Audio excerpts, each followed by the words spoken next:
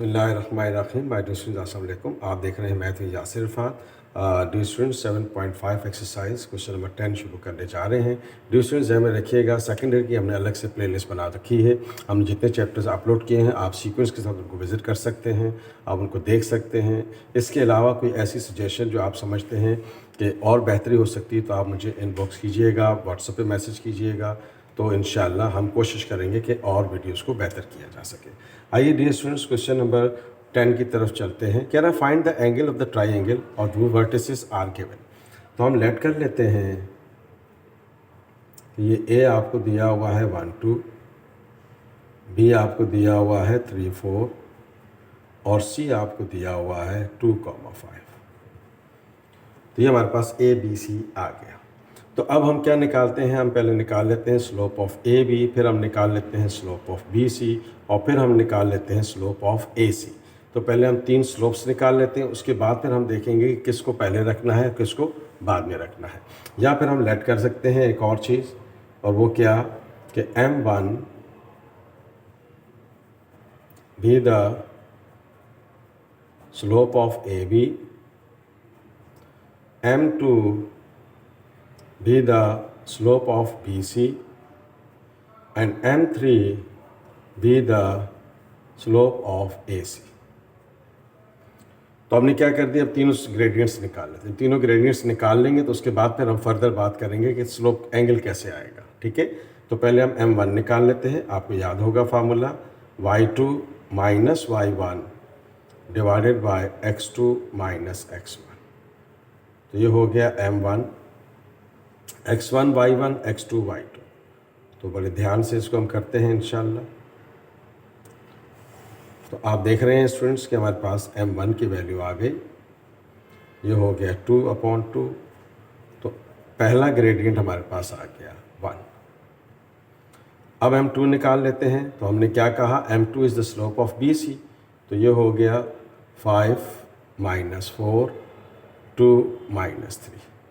तो ये हो गया ऊपर -1 और नीचे बच गया आपके पास -1 अगेन। तो आप देख रहे हैं कि ये मेरे पास +1 आ गया, माइनस माइनस प्लस, ये M2 आ गया। अब AC को यूज़ करेंगे और हम क्या निकालने जा रहे हैं, हम निकाल लेंगे M3 निकाल लेते हैं।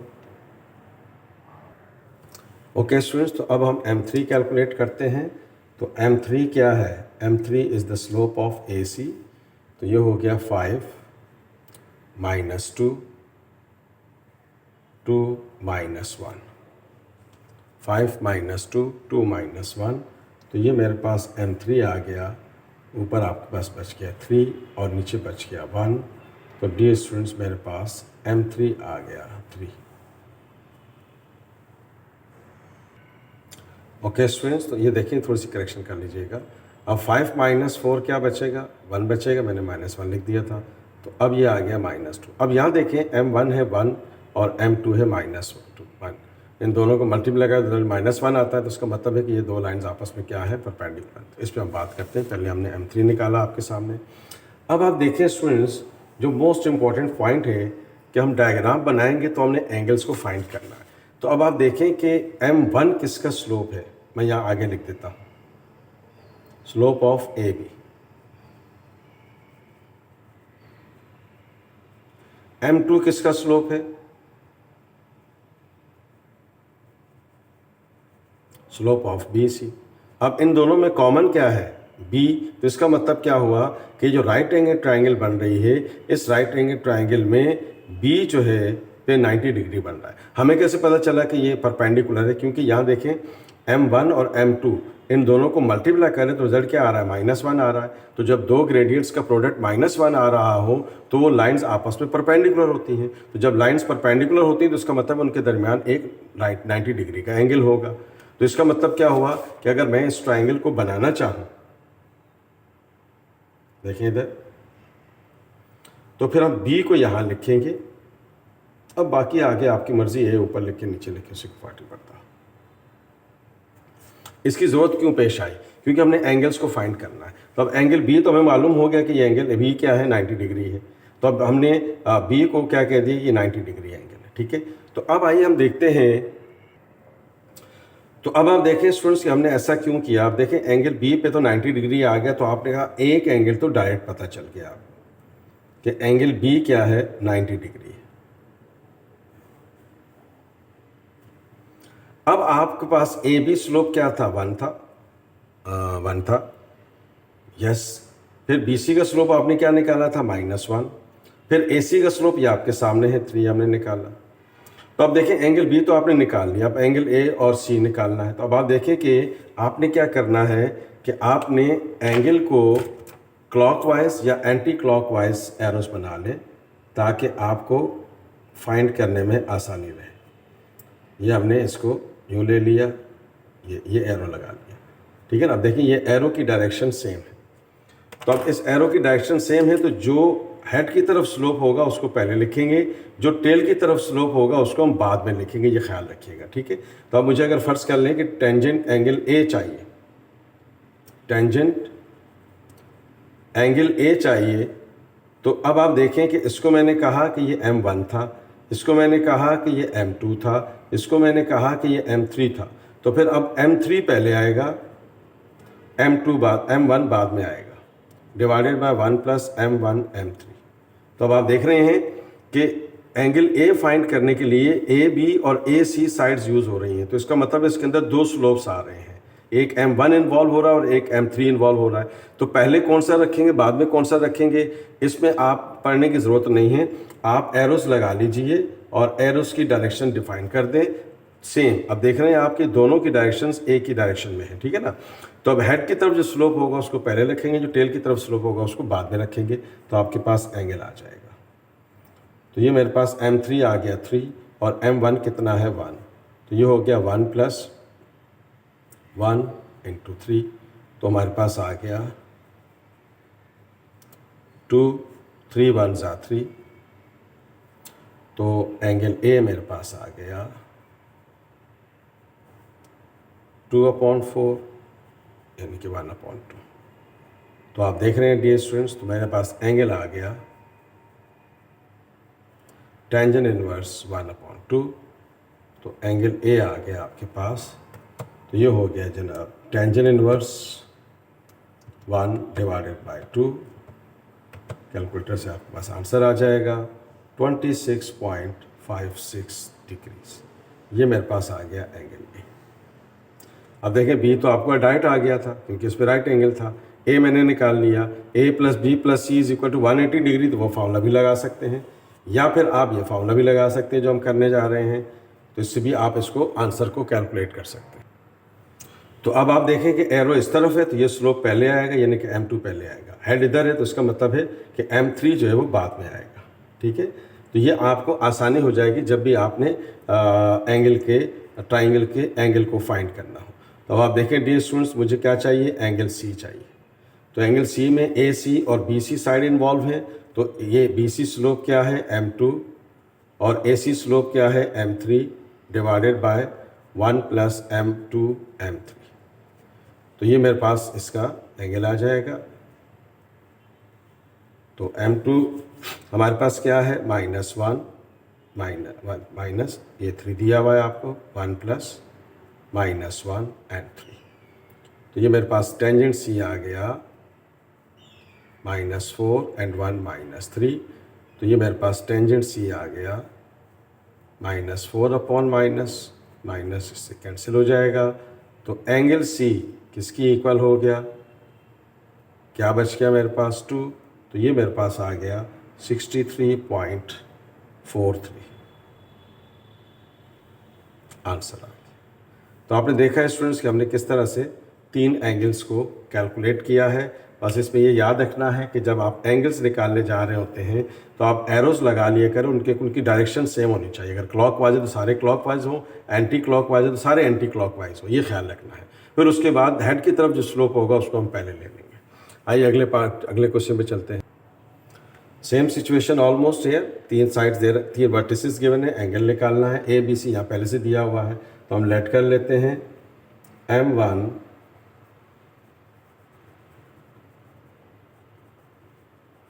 be the slope of AB, M2 be the slope of BC, M3 be the slope of AC. M1 slope formula लगा देते हैं, y2 minus y1 x2 minus x1। तो ये M1 आ गया। M1 means slope of AB, तो ये हो गया y2 minus y1 x2 minus x1। तो ये डियर स्टूडेंट्स मेरे पास आ गया, ऊपर आ गया 3 और नीचे आ गया 1। तो M1 की वैल्यू मेरे पास आ गई 3।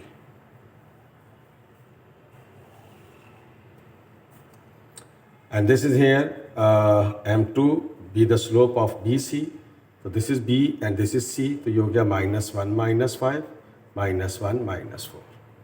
तो ये मेरे पास M2 की वैल्यू आ गई -6 अपॉन -5। ये से कैंसिल आउट हो गया। तो M2 की वैल्यू आ गई 6 अपॉन 5। इसी तरह से हम M3 निकाल सकते हैं। M3 का मतलब A और C।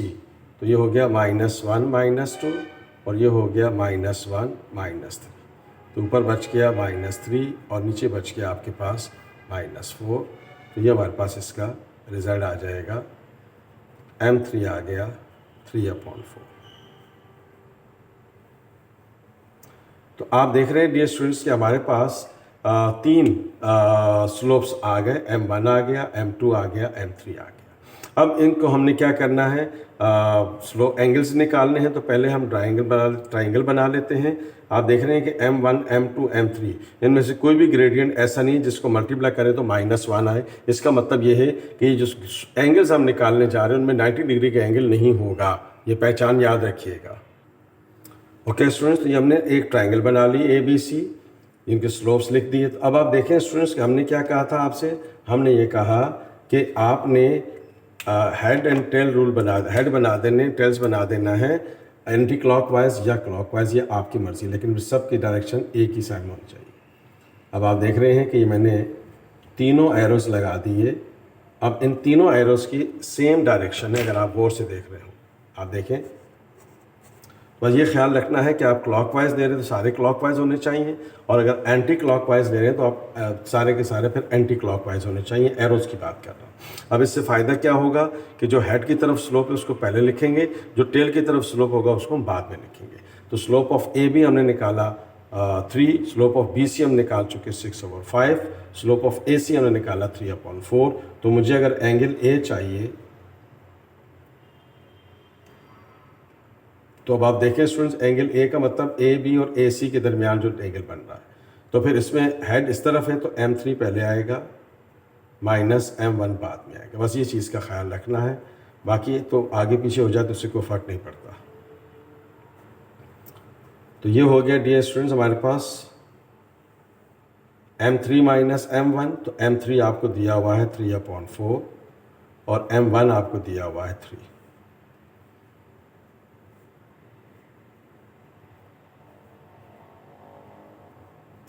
तो दिस इज़ हेयर, एलसीएम ले लेते हैं। 4 3 ज़ा 12/4, 4 1 ज़ा 4, 3 3 ज़ा 9/4। तो अब आप देख रहे हैं स्टूडेंट्स कि ये हमारे पास 4 4 से कैंसिल आउट हो गया। तो ये मेरे पास एंगल ए आ गया, ऊपर बच गया आपके पास -9 और नीचे बच गया आपके पास 13। 9 + 4 13, 4 4 से कैंसिल हो गया। तो ये मेरे पास इसका टेंजेंट एंगल ए आ जाएगा। इससे हम इसकी वैल्यू को कैलकुलेट कर सकते हैं। ओके स्टूडेंट्स, तो हम क्या करते हैं, इसका एंगल कैलकुलेट कर लेते हैं पहले। चूँकि माइनस में है तो फिर हम 180 से इसको माइनस कर लेंगे। तो ये हो जाएगा आपके पास टेंजेंट इनवर्स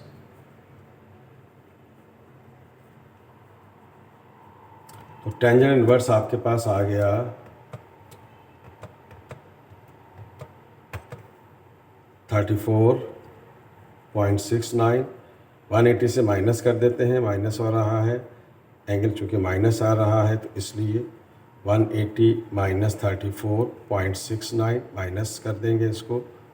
तो ये हमारे पास आ जाएगा -180, दैट इज़ 145.30 डिग्री। तो ये एंगल ए आ गया। अब इसी तरह से एंगल बी हम कैलकुलेट कर लेते हैं। तो ये टेंजेंट एंगल बी। अब देखिए डियर स्टूडेंट्स, टेंजेंट बी कहाँ पर है, यहाँ। तो M1 पहले आएगा, M2 बाद में आएगा। तो डाइट कर लेते हैं, नहीं डाइट नहीं करते। M1 minus M2 1 plus M1 M2। Formula लिखना ज़रूरी है ताकि आपको परेशानी ना हो। तो अब एंगल बी निकाल रहे हैं, तो इसमें ए बी और बी सी साइड्स इन्वॉल्व हैं। तो देखें स्टूडेंट्स, M1 आपके पास क्या है 3, M2 आपके पास है 6/5। 1 प्लस 3 इंटू 6/5। तो ये हो गया मेरे पास। तो न्यूमरेटर में भी एलसीएम ले लेते हैं और डिनोमिनेटर में भी एलसीएम ले लेते हैं। तो ये हो जाएगा टेंजेंट बी, 5 एलसीएम आ जाएगा, 5 3 15 माइनस 6। तो ये हो जाएगा आपके पास 5 6 3 18/5। 5 5 से कैंसिल हो गया, तो ये बी आ गया। टेंजेंट इनवर्स, तो यहाँ हमारे पास बच गया 9 और ये हमारे पास बच गया 23। तो इसका हम क्या कर लेते हैं, टेंजेंट इनवर्स कैलकुलेट कर लेते हैं। तो ये हो गया टेंजेंट इनवर्स 9 डिवाइडेड बाय 23। तो हमारे पास आंसर आ गया 21.37 degree. Similarly angle C calculate कर लेते हैं।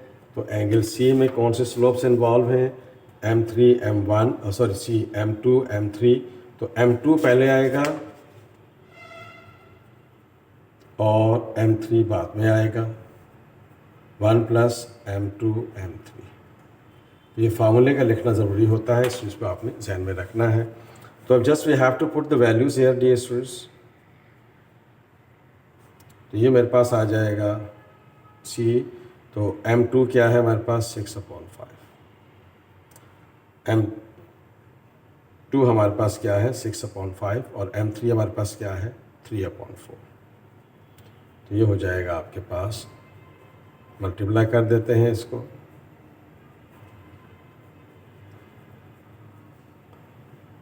फाइव 4 = 20, 6 4 = 24, 5 3 = 15, 6 4 = 20,